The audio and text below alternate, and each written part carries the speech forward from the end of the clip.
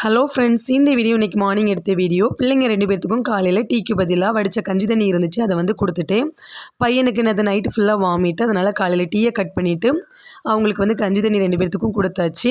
காலையில் டிஃபனுக்கு என்னென்னு பார்த்தீங்கன்னா பூரியும் கிழங்கும் தான் வச்சுருந்தேன்.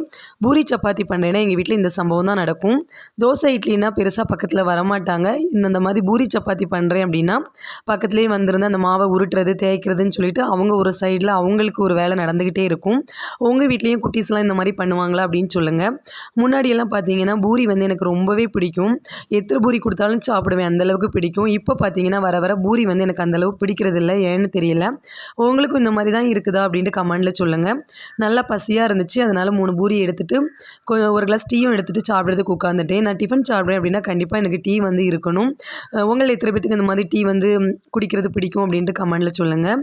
அதுக்கப்புறம் நைட்டு வந்து தோசை சுடலாம் அப்படின்ட்டு மாவை வந்து எடுத்து வச்சுட்டு இருந்தேன். நான் எப்போவுமே அரைச்ச உடனேயே ஃப்ரிட்ஜில் தூக்கி வச்சுருவேன்.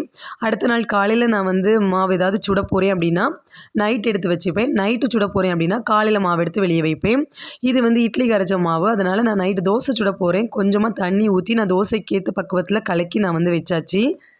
காலையிலே ஹஸ்பண்டுக்கு வந்துட்டு முருங்கைக்காய் குழம்பும் ஃபிஷ் ஃப்ரையும் பண்ணி வந்து கொடுத்து அனுப்பியாச்சு. அதில் உள்ள முருங்கைக்காய் குழம்பு வந்து கொஞ்சம் இருக்குது. மதியானத்துக்கு வந்து இந்த முருங்கைக்காய் குழம்பும் அதுக்கப்புறமா எங்களுக்கு வந்து கொஞ்சம் மீன் வந்துட்டு ஃப்ரிட்ஜில் இருந்துச்சு. அதுக்கு மசாலா போட்டு எடுத்து மிக்ஸ் பண்ணி வச்சுட்டு மதியானம் சாப்பிடும்போது சூடாக பொரிச்சிக்கலாம் அப்படின்ட்டு